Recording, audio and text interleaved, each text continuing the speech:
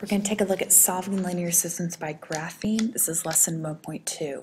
First, we're going to take a look at some vocabulary. The first one is system of two linear equations.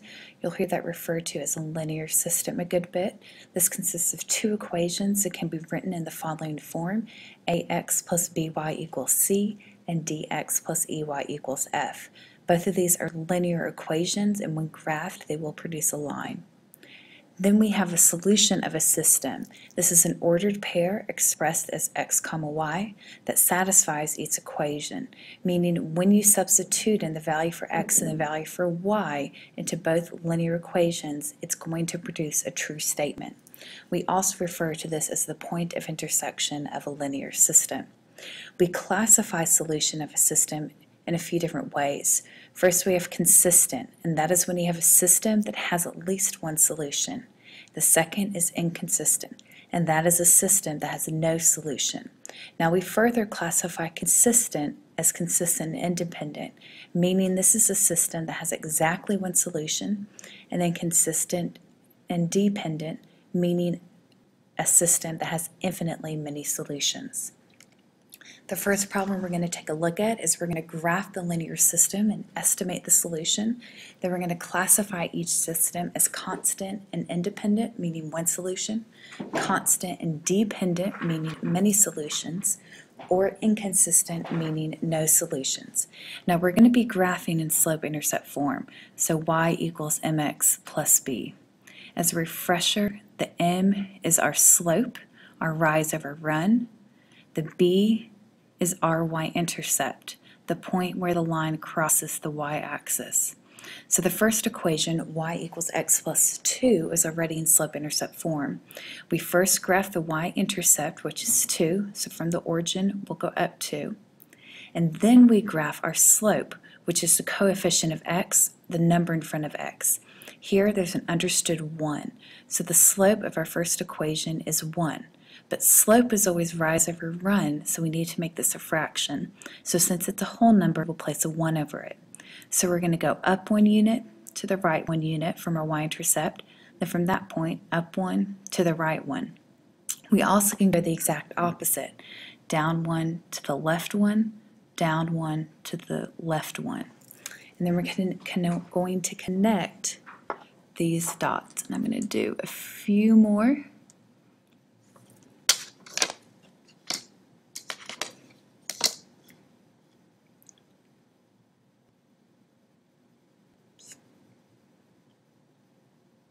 Now, due to a few different things of what I have, this won't be as exact as it will be with yours because you'll be able to use a ruler. It'll be a little easier to draw that one. All right, now we graph the second line, which is x equals -3. Now when you have x equals a number, you're going to have a vertical line. So here we're going to have a vertical line when x is -3, because at every ordered pair for that equation, the value of x is always going to be -3. So here we have a vertical line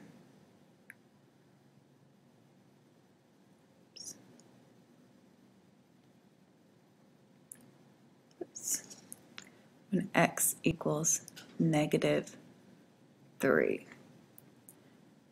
All right.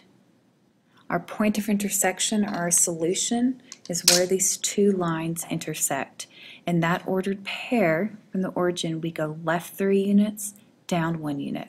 So that solution is -3, -1. Now, if you want to, you can always check these by substituting -3 in for x and y in for -1. It should produce two true statements, which let's check this one. So we get -1 equals -3 plus 2, which is -1 equals -1, which is true. And then the second equation, we get -3 equals -3, which is true.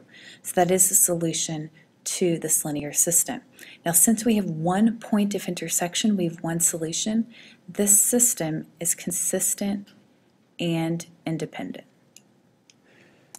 All right, the next equation we're taking a look at is 8x plus y equals -4, and 0 equals negative 4 minus y minus 8x. Now we're going to put these in slope-intercept form. So this first equation, I just need to subtract 8x on both sides, and that gives me the equation y equals negative 8x minus 4.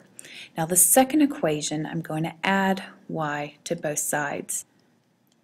And so I get y equals negative 4 minus 8x, but to put it in slope-intercept form, that will be y equals negative 8x minus 4. Now let's pause and take a look at this. We have the same exact linear line. So when I graph this line, and I'm graphing the second one, they're going to be the exact same line. So they're going to touch on every single point. So for this one, without even graphing it, which we will do, we know we have infinitely many solutions, because whatever is a solution to the first equation will be a solution to the next equation. So we have infinitely many solutions. So let's graph this. Our y-intercept for both is negative 4, so we'll cross the y-axis at negative 4. Our slope here is negative 8, but keep in mind we think a slope is rise over run. So we're going to go down 8 to the right 1. Now I can't go down 8 because that falls off, but I can go up 8. And since I'm going up 8, I need to compensate for that negative sign by going to the left 1.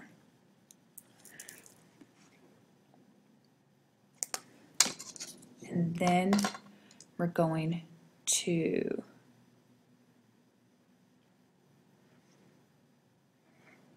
connect. Now keep in mind, when I go to draw the second equation, it's going to be right on top of the first equation. So they are touching at every single point. So we have infinitely many solutions. Any ordered pair that falls on this line is a solution to this linear system.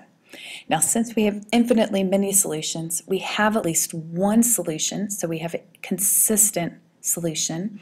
But since we have many, it's a consistent and dependent system. All right, the next equation we have is 7x plus 2y equals negative 6, and negative 14x minus 4y equals negative 2. Now, once again, we're going to put these both in slope-intercept form. So for this first equation, I'm going to subtract 7x on both sides. So that'll give me 2y equals negative 7x minus 6. Then dividing both sides by 2. So I get the equation y equals negative 7/2 x minus 3. The second equation, I need to add 14x to both sides. Negative 4y equals 14x minus 2, and then I'm going to divide both sides by negative 4. So that gives me the equation y equals 14 and 4 share a greatest common factor of 2, so I'm going to divide out 2. So it'll be negative 7/2 x and then plus 1/2. Now let's pause and take a look at these equations. Now these are not the same lines like the problem before it, but the slopes are the same. So when slopes are the same, just as a refresher, we have parallel lines, meaning these lines, since they have the same slope and different y-intercepts, are parallel lines. They will never intersect. So here, without even graphing it, we know we have no solutions. And since we have no solutions to this linear system, without even graphing it, we know this will be an inconsistent classification since there are no solutions. But let's go ahead and graph these. So our y-intercept at negative 3, our slope is negative 7 over 2. Now here I can go down 7, and then I'm going to go to the right 2, and then I can also go up 7, 1, 2, 3, 4, 5, 6, 7, and then to the left 2. So you can go either way.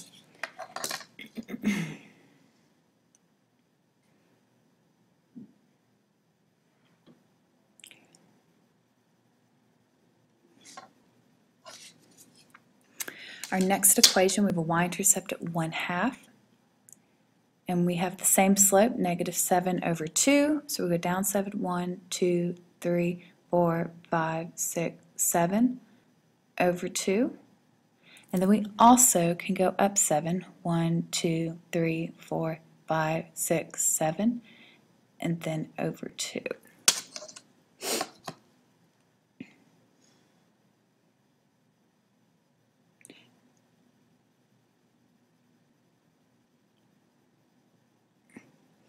All right, so these parallel lines will never intersect. Now our last question we're going to take a look at, as we're told in math quiz, is to have 5 questions. The quiz format uses multiple choice worth 1 point each and problem solving questions worth 2 points each. The test has a total of 7 points. First, we're asked to write a system of equations to determine how many of each type of questions are used. Now we're going to have 2 equations here. Our first thing we're going to take a look at is defining our variables. So I'm going to define x equals the number of multiple choice questions, then y equals the number of problem solving questions. So I know I'm going to have 5 total questions. So the number of multiple choice questions plus the number of problem solving questions is going to equal 5. Now the total points is going to equal 7. So however many multiple choice problems I have, I multiply those by 1, and then I add that to how many problem solving questions I have multiplied by 2 in order to get 7 points. So here are 2 systems. Now this one here you really don't have to draw since it's understood to be there. Now we're to solve this system by graphing. So we're going to determine how many of each question types are used. So once again, I'm going to write these in slope-intercept form. So for this first equation, that will be y equals negative x plus 5. And the second equation, subtract x from both sides, you'll get 2y equals negative x plus 7. Divide both sides by 2. So you'll get y equals negative 1/2 x plus 7/2. Just keep in mind that's 3.5. All right, so to graph this first equation, we're going to go our y-intercept at 5, and our slope here is negative 1 since it's an integer over 1. So go up 1 to the left 1, then here go down 1, right 1, down 1, right 1, down 1, right 1, down 1, right 1, down 1, right 1. Now I know my answer has to be in this first quadrant since I can't have a test with negative 5 points, negative 6, or negative multiple choice question problems. So they're going to have to be in this realm. So because we're looking at an example here, I'm just going to draw it in the first quadrant. All right, then we have our second one. So our y-intercept is at 3.5, and our slope here is negative 1/2. So I go down 1 to the right 2, then down 1 to the right 2,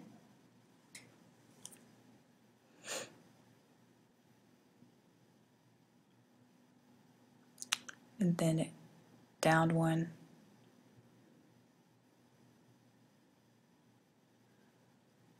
to the right 2. All right. And now we're going to connect these.